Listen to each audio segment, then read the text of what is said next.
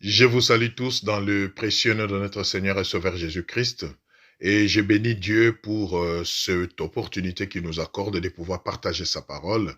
Et je bénis Dieu aussi pour votre disponibilité afin que nous puissions tous ensemble manger à sa table. Je vais juste vous inviter, bien-aimés, à incliner votre tête là où vous êtes pour que nous puissions recommander ce moment entre les mains du Seigneur. De grâce, mon âme te loue et te bénit. Mon esprit t'exalte. Je suis dans la joie de pouvoir manger à ta table. Tu m'as donné ce qu'il fallait pour mon corps physique. Et maintenant, tu dresses une table pour que je puisse nourrir aussi mon esprit. Je suis dans la joie. Il en soit de même pour mon frère et pour ma sœur. Et laisse que ta parole, qui est la vie, puisse nous vivifier, puisse restaurer toutes choses en nous, puisse nous affermir, nous guérir, nous délivrer, nous instruire et nous faire bien. Yahweh, laisse que tous nous ayons un même sentiment, que nous ayons tous un même esprit, afin que ta gloire se manifeste dans la vie de tous. Au nom de Jésus-Christ, je prie. Amen. Donc, notre thème s'intitule comme suit: Dieu est dans sa parole. Dieu est dans sa parole. Voilà notre thème, bien-aimé. Dieu est dans sa parole. Qu'est-ce que cela veut dire? Cela veut dire tout simplement que, en tant qu'enfant de Dieu, notre succès, notre réussite et même l'exaucement à nos prières ne trouvent leur sens que dans la parole. C'est très important. Le monde nous propose beaucoup de références, beaucoup de repères, beaucoup d'appui. Mais nous allons découvrir aujourd'hui que la seule chose qui nous garantit le succès, qui nous garantit l'exaucement et l'accomplissement même des désirs de notre cœur, c'est la parole de Dieu. Et la raison est simple. Notre intitulé le dit, le titre de notre message le dit. Pourquoi c'est là? Parce que tout simplement, Dieu est dans ça. Donc, quand on applique la parole de Dieu, quand on se réfère à la parole de Dieu, spirituellement, c'est comme si on était en train justement d'impliquer Dieu dans sa vie, d'impliquer Dieu dans ce que l'on fait. Et vous conviendrez avec moi que quand Dieu s'implique dans quelque chose, on ne peut que réussir. Ça ne peut que marcher parce que lui n'échoue jamais. Rien n'est impossible. Il ne change pas. Il est le Tout-Puissant et tout obéit à son nom. Donc, c'est vraiment un grand secret que le Seigneur nous révèle ce soir. Et moi, personnellement, j'ai béni son nom depuis qu'il m'a appris ces choses. Je les applique et je vous avoue, bien aimé, que ça marche. Ça marche. La parole de Dieu est puissante. La parole de Dieu est réelle. La parole de Dieu est le remède des remèdes. La parole de Dieu est la solution à tout problème. Que ce soit un problème physique, un problème spirituel, un problème de santé, un problème sentimental, un problème financier. Bien aimé, la parole de Dieu est le remède, le médicament qui guérit toutes les situations. Et ça, vous ne trouverez pas ça ailleurs. C'est très important. Donc, Dieu est dans sa parole. Notre premier passage que nous allons voir pour confirmer notre titre ce soir, notre thème, c'est dans Jean 1. Nous prenons donc notre premier passage. Nous allons lire Jean 1 à partir du premier verset.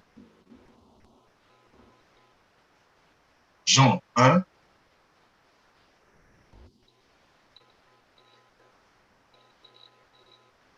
Nous allons lire du premier verset au... Bon, nous commençons au premier verset, jusque-là, nous allons. Donc, Jean 1, à partir du premier verset, j'espère que vous avez trouvé, nous allons lire. Écoutez ce que la Bible dit. Au commencement était la parole. Et la parole était avec Dieu. Et la parole était Dieu. C'est ça notre thème. Dieu est dans sa parole. Dieu est sa parole. Dieu est avec sa parole. Donc, dans toutes les dimensions, Dieu s'identifie à ça. Elle était au commencement avec Dieu. Toutes choses ont été faites par elle. Et rien de ce qui a été fait n'a été fait sans elle. Ouais. Et rien de ce qui a été fait n'a été fait sans elle. En elle, c'est-à-dire dans la parole, était la vie. Alléluia. Et la vie était la lumière des hommes. La lumière, lui, dans les ténèbres, et les ténèbres ne l'ont point reçu. Nous pouvons nous arrêter. L'objectif ici, c'est de nous montrer que la parole de Dieu est vraiment la plaque tournante. C'est Dieu lui-même. Et la Bible nous le confirme. Dieu est avec sa parole. Dieu est dans sa parole. Dieu est sa parole. Et ce qui est intéressant, on nous dit toutes choses. On ne nous a pas donné une liste des choses que la parole de Dieu a. Non. Toutes choses ont été faites par elle. Et rien de ce qui a été fait n'a été fait sans elle. Donc la parole de Dieu est le socle et la source de toutes choses. Donc vous comprendrez dès lors que quand nous appliquons la parole de Dieu, c'est comme si nous appliquions Dieu lui-même dans une situation et nécessairement, il faut qu'il y ait un impact. Parce que c'est Dieu.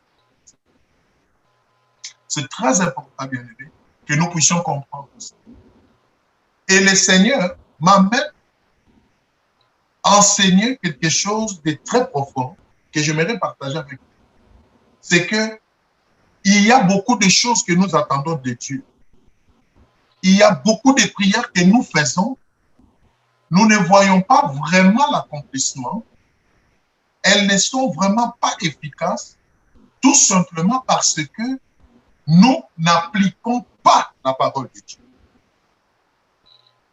Et c'est ça la particularité de notre partage de ce soir, que chacun de nous comprenne que dans son langage, dans ses prières, dans ses actes, dans ses pensées, dans ses projets, donc dans tout ce qui nous concerne, nous devons nous référer à la parole du Seigneur parce que c'est la vie. Nous venons de le lire, c'est la vie. Là où la parole de Dieu est appliquée, la vie est présente. Là où la parole de Dieu est associée, la vie est présente. Le passage que nous venons de lire nous le confirme. Maintenant, nous allons prendre un deuxième passage et un troisième si le temps nous le permet, pour voir comment on a appliqué la parole de Dieu sur sa recommandation et qu'est-ce que cela a porté comme fruit. C'est comme une illustration à tout ce que nous sommes en train de dire. Nous allons prendre un cas dans la Bible et nous allons l'appliquer. Nous allons voir comment on a appliqué la parole de Dieu et qu'est-ce que ça produit. Comment est-ce que la parole de Dieu a restauré la vie, bien aimé. La parole de Dieu restaure ce qui a été détruit. La parole de Dieu restitue ce qui a été volé. La parole de Dieu ramène la vie là où la mort règne. Et nous allons prendre un passage dans la Bible pour voir cela avant de passer à notre temps de prière. Donc, nous prenons notre deuxième passage, cette fois-là, dans le livre de Ézéchiel. Ézéchiel, donc nous rentrons dans l'Ancien Testament. Ézéchiel. Nous sommes dans l'Ancien Testament, dans le livre d'Ézéchiel.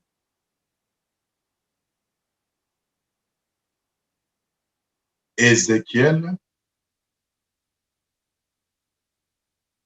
Nous prenons le chapitre 37. Ézéchiel 37. Et nous allons lire du premier verset au 14e verset. Ézéchiel 37 du premier verset au 14e. J'aime bien cette illustration et je prie que le Saint-Esprit nous aide pendant que nous faisons cette lecture ensemble à comprendre et à appréhender la portée de ce que le Seigneur veut nous communiquer. La main de l'Éternel fit sur moi et l'Éternel me transporta en esprit et me déposa dans les lieux, dans les milieux d'une vallée remplie d'ossements. Il me fit passer auprès d'eux tout autour, et voici, ils étaient fort nombreux à la surface de la vallée, et ils étaient complètement secs. Il me dit, fils de l'homme, ces eaux pourront-ils revivre? J'ai répondu, Seigneur, Éternel, tu le sais. Il me dit, prophétise sur ces eaux et dis-leur, ossements desséchés, écoutez la parole de l'Éternel. Alléluia. Ossements desséchés, écoutez la parole de l'Éternel. Ainsi parle le Seigneur. L'Éternel a ses eaux. Bien-aimés, je veux que nous suivions attentivement ces passages parce que nous allons aussitôt après mettre en pratique ce passage de la même manière qu'Ézéchiel l'a fait. Et je crois que Dieu n'a pas changé. C'est lui qui a la foi, vivra exactement ce que l'autre a vu dans son cas actuel. J'ai cette ferme conviction de la part du Seigneur. Et j'attise votre foi ce soir pour que nous puissions vraiment chacun trouver sa part.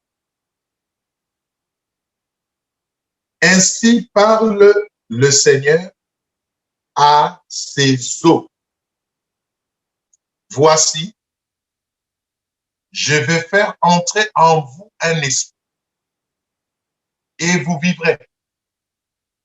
Je vous donnerai des nerfs, je ferai croître sur vous de la chair, je vous couvrirai des peaux, je mettrai en vous un esprit et vous vivrez.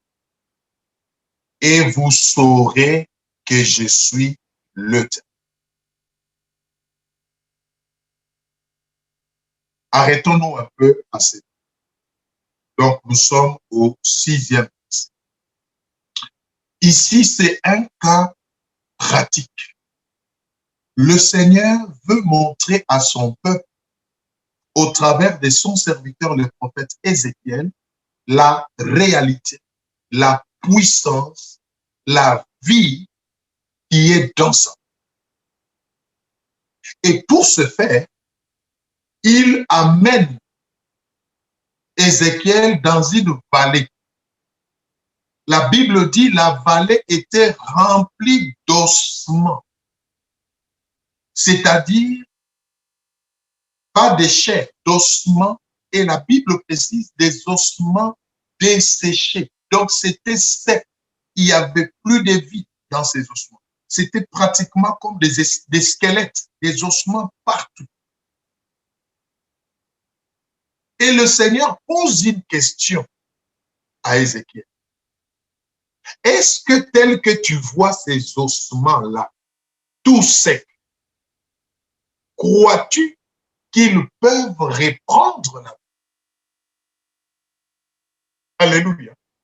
Bien aimé, c'est très profond ça. Et c'est exactement la question que le Seigneur pose à chacun de nous ce soir. Regarde à ta situation. Regarde à ta santé. Regarde à tes finances. Regarde à tes projets, à tes désirs. Regarde à ton travail.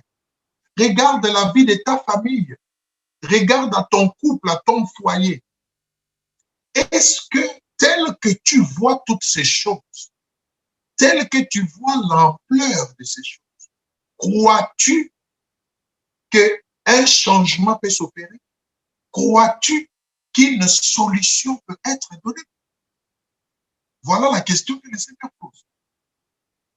Alors, j'aime la réponse d'Ézéchiel. Ézéchiel était très sage et averti par l'Esprit. Écoutez sa réponse.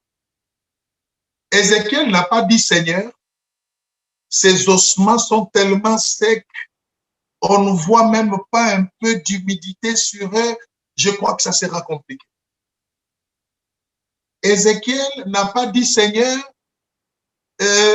tu es tellement puissant que ça doit se faire. Non. Ézéchiel dit tout simplement, Seigneur éternel, tu le sais. Nous sommes au verset. Alléluia. Qu'est-ce que cette réponse veut dire? Ézéchiel a juste dit au Seigneur, c'est vrai, ces ossements sont très secs. C'est vrai, il n'y a plus de vie dans ces ossements. C'est vrai que à mes yeux, ça paraît compliqué. C'est vrai. Mais toi, Seigneur, tu le sais. C'est-à-dire, si tu décides que ces ossements reprennent vie, rien ne va t'empêcher de le faire. C'est tout ce qu'Ézéchiel a voulu dire. Alléluia. Un peu comme c'est le prêtre qui s'est approché de Jésus et qui a dit à Jésus, Seigneur, si tu le veux, tu peux me rendre pur. En d'autres termes, tu as le pouvoir, tu as la capacité. Moi, je ne peux rien, mais toi, tu peux tout. Et si tu le dis, quelque chose va se passer. Bien aimé, voilà l'attitude que nous devons avoir devant nos problèmes. Dire au Seigneur, tu es puissant, tu peux faire. Et c'est ce qu'Ézéchiel a dit. Et la Bible dit, le Seigneur donne une piste à Ézéchiel. Alléluia. Quand le Seigneur a vu en Ézéchiel cette foi que Dieu est capable de faire quelque chose pour ses ossements, alors Dieu lui a indiqué la voie. Et Dieu lui dit, parle à ses ossements. Alléluia. Parle à ses ossements. Il n'a pas dit à Ézéchiel, raconte ce que tu veux à ses ossements. Non. Il lui a dit, parle à ses ossements et dis-leur, ainsi parle le Seigneur. La parole. Ainsi parle le Seigneur. Je vous donnerai des nerfs, vous vivrez, je mettrai un esprit en vous. Le Seigneur lui donne le remède. Bien aimé, la parole de Dieu est puissante. La parole de Dieu est la vie. Et Dieu veut que nous apprenions à parler à nos situations, à nos problèmes, de sa parole. Pas ce que nous pensons, pas ce que les hommes croient de notre situation, mais ce que Dieu pense et dit. C'est ce que nous devons dire. Et pour le cas de ces ossements, la pensée de Dieu était quoi? Nous sommes au verset 6. Il dit, ainsi parle le Seigneur à ces eaux. Je vous donnerai des nerfs. Je ferai croître sur vous de la chair. Je vous couvrirai des peaux. Je mettrai en vous un esprit et vous vivrez. Alléluia. Et pourquoi je ferai tout ça, moi, Éternel? Pour que vous sachiez que je suis l'Éternel. Bien-aimé, Dieu va vous guérir. Dieu va résoudre vos problèmes. Dieu va exaucer vos prières. Non pas parce que vous les méritez. Non pas parce que vous êtes digne. Mais tout simplement parce que vous avez reconnu qu'il est capable de le faire. Et il va le faire pour que vous sachiez qu'il est Dieu. C'est ça l'objectif. Il veut que vous sachiez qu'il est Dieu. Que les gens qui vous entourent, les gens qui vous voient malade aujourd'hui, les gens qui vous voient dans la dépression aujourd'hui, les gens qui vous voient troublés, déprimés par vos problèmes, Dieu veut intervenir pour que ces gens-là, y compris vous-même, vous sachiez qu'il est Dieu et que rien n'est impossible à lui. Mais il faut que vous appliquiez sa parole comme il le demande à Ézéchiel. Continuons notre lecture à partir du verset 7. Nous allons maintenant voir quand Ézéchiel a obéi à ce que Dieu a dit. Quand Ézéchiel a cru à ce que Dieu a dit et qu'il s'est mis à parler la parole de Dieu aux ossements, voyons voir ce qui s'est passé. Le verset 7. J'ai prophétisé selon l'ordre que j'avais reçu. Alléluia. Très important. Il ne prophétisait pas selon son intelligence.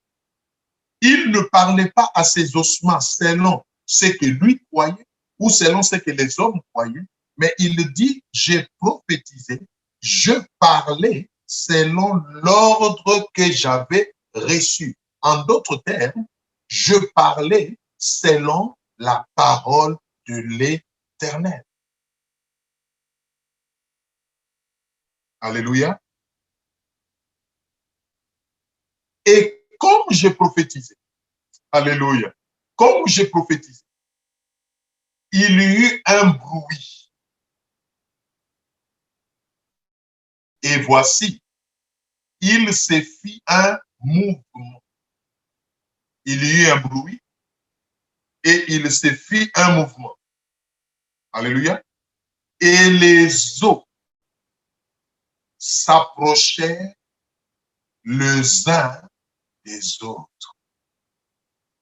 C'est merveilleux. Les ossements complètement desséchés, dispersés sur la surface de la vallée. Le Seigneur donne une parole. Ézéchiel obéit et commence à parler à ses eaux selon la parole de Dieu. Et la Bible dit, un bruit s'est fait entendre. Et après le bruit, un mouvement a commencé, c'est-à-dire les eaux, plus Ézéchiel parlait de la parole de Dieu à ses ossements, un mouvement a commencé à se faire, les eaux ont commencé à bouger et ils commencèrent à se rapprocher, les uns des autres. C'est-à-dire chaque os commençait à s'approcher de l'os qui lui était semblable pour se mettre ensemble et répondre à la forme. C'est merveilleux tout ça. J'ai regardé et voici, il leur vint des nerfs, la chair crue, pendant qu'il est en train de prophétiser la parole de Dieu, il leur vint des nerfs, la chair crue, et la peau les couvrit par-dessus. Alléluia. Mais il n'y avait point en eux d'esprit.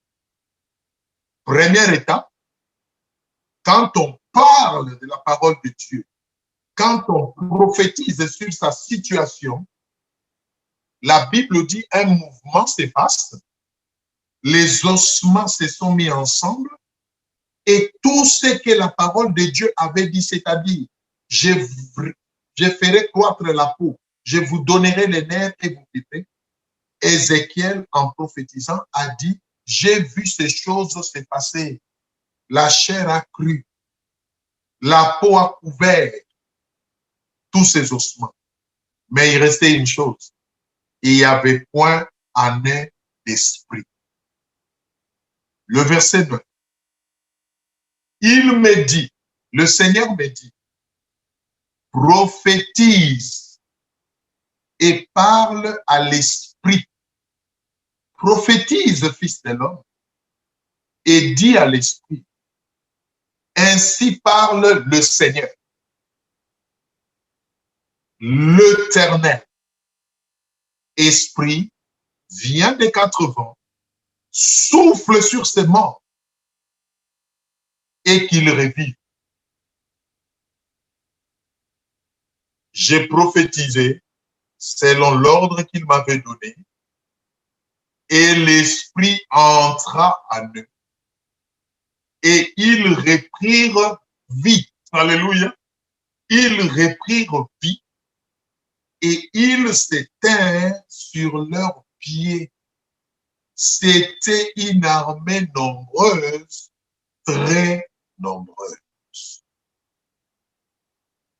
Arrêtons-nous. Alléluia.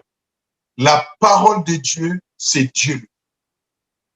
Il est dans sa parole, il est avec sa parole, il est sa parole. Quand nous parlons à nos situations de la parole de Dieu, de la pensée de Dieu, bien aimé, quelque chose se passe. Ézéchiel a commencé à parler aux ossements qui étaient secs. Dans un premier temps, un bruit s'est fait entendre. Les ossements ont commencé à se rapprocher les uns des autres et ils ont repris forme. C'est-à-dire, les os du bras sont venus se coller au tronc. Les os des jambes sont venus se coller au rein. Chaque os a retrouvé sa place et a redonné la forme humaine. Alléluia. Mais la Bible dit qu'il n'y avait pas encore d'esprit jusque-là. Et Dieu lui dit, continue à parler, n'arrête pas. Cette fois-ci, parle à l'esprit. Dis à l'esprit, ainsi parle le Seigneur. Viens et entre dans ses eaux. Et la Bible dit, l'esprit est venu, il est entré dans ses eaux et ses eaux ont repris la vie. Et c'était une armée nombreuse. Bien-aimés dans le Seigneur, je ne sais pas quelle est la situation que vous traversez. Je ne sais pas jusqu'à quel degré votre situation est détériorée. Votre santé est détériorée. Votre couple est détruit. Je ne sais pas jusqu'à quel point vous souffrez dans votre corps du traumatisme, de la dépression. Je ne sais pas jusqu'à quelle profondeur vous vous retrouvez dans vos difficultés. Mais ce que je sais, que je vous dis de la part du Seigneur, la parole de Dieu est puissante et capable de redonner la vie à votre situation. Et c'est exactement ce qui s'est passé. Maintenant, écoutons la suite. Et ça, j'aime aussi.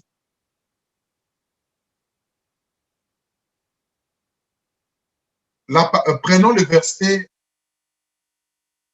11. Il me dit, Dieu me dit, fils de l'homme. Dieu commence maintenant à expliquer. Et c'est ici où j'attire l'attention de tout un chacun de nous, avec l'humilité dans le Seigneur.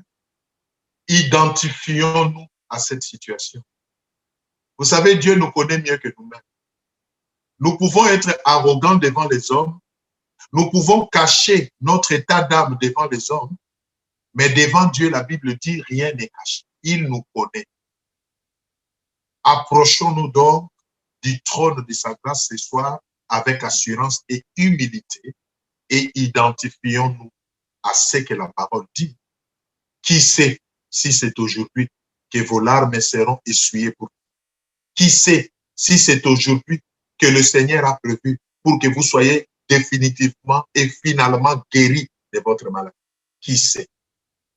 Tout dépendra de votre foi et de votre humilité ce soir. Mais écoutez, Dieu commence maintenant à expliquer à Ézéchiel tout ce qu'il lui a fait voir et fait faire dans la main. Le verset 11. Il me dit, fils de l'homme, ces eaux qui étaient secs et qui viennent de reprendre la vie par ma parole, c'est toute la maison d'Israël. Voici, ils disent, nos eaux sont desséchées, notre espérance est détruite, nous sommes perdus. Alléluia. Prophétise donc et dis-leur, ainsi parle le Seigneur, l'Éternel. Voici, j'ouvrirai vos sépulcres. Je vous ferai sortir de vos sépulcres, ô mon peuple. Je vous ramènerai dans le pays d'Israël et vous saurez que je suis l'Éternel lorsque j'ouvrirai vos sépulcres et que je vous ferai sortir de vos sépulcres, ô mon peuple. Je mettrai mon esprit en vous et vous vivrez. Je vous rétablirai dans votre pays et vous saurez que moi, l'Éternel, j'ai parlé et agi, dit l'Éternel. Nous allons nous arrêter là. Dieu vous connaît. Et aujourd'hui, il vous révèle votre état d'âme. Il met à nu ce que vous vous dites dans le secret. Il met à découvert la souffrance que vous gardez dans votre fort intérieur. Et il vous confronte à sa parole. Comme il l'a exactement fait avec Ézéchiel. Il l'a confronté avec ses ossements. Il lui a fait voir que c'était possible avec la puissance de sa parole que ses ossements revivent. Et puis il lui révèle toute cette illustration, c'était quoi? Il dit, c'est mon peuple, les enfants d'Israël. Regarde-le. Ils sont découragés, abattus suite aux difficultés qu'ils sont en train de connaître. Il y en a qui se disent, nous sommes perdus. Il n'y a plus d'espoir pour nous. Va, dis-leur, ainsi parle le Seigneur. Il y a encore de l'espérance. Bien-aimés, je vous parle de la part de Dieu ce soir. Votre situation n'est pas désespérée. Votre cas n'est pas la pire des cas. Le pire des cas, pardon, non. Votre situation n'est pas la finalité. Dieu est capable de faire quelque chose. Mais ce qu'il attend de vous, comme Ézéchiel, que vous acceptiez, que vous croyez que c'est possible et que vous appliquiez sa parole à votre situation. Il dit, dis-leur, ainsi parle le Seigneur. Vous vous dites que vous êtes perdus, vous n'avez plus d'espoir, c'est fini pour vous. Mais sachez une chose, que moi, l'Éternel, je suis capable de vous sortir de vos sépulcres. Je suis capable de changer votre situation. Je suis capable de vous redonner les sourires, de vous redonner les goûts de vivre. Je suis capable. Mais je veux que vous puissiez collaborer, c'est-à-dire croire. Bien-aimé, Dieu est puissant. Mais sa puissance n'agit que là où il y a la foi, là où on croit que c'est possible. Ce soir, nous voulons faire quelque chose de particulier. Ce soir, nous allons prier pas comme d'habitude. Ce soir, chacun va se prendre en charge. Et je vous prierai que l'exercice que nous allons faire ce soir ensemble reste dorénavant un exercice permanent dans votre vie à chaque fois que vous vous retrouverez perdu, sans espoir dans votre situation. Parce que Dieu n'a pas changé. Il est le même hier, aujourd'hui et éternellement. Sa parole qui a créé toutes choses, comme nous avons vu dans Jean 1, 6 que nous avons lu, sa parole qui a créé toutes choses redonne la vie. Des fois, nous échouons. Des fois, nous n'avons pas l'exaucement à nos prières parce que nous prions selon nous humains. Nous prions selon notre chagrin. Nous prions selon la situation qui est devant nous. Non. Dieu veut que nous puissions prier selon sa parole. Que nous puissions parler à notre situation. Tu es malade. Parle à la maladie. Si quelqu'un t'entend le dire, il te traitera de fou. Mais bien aimé, ce n'est pas de la folie. Imaginez-vous un peu. Imaginez-vous un peu ce scénario et chacun s'imagine ce spectacle. Ézéchiel seul dans la vallée, au milieu des ossements desséchés, seul. Et il commence à parler aux ossements desséchés selon la parole de Dieu. Imaginez-vous maintenant qu'il y ait quelqu'un quelque part à distance qui l'observe et qui entend ce qu'il dit. Vous êtes d'accord avec moi qu'il allait les traiter de fous.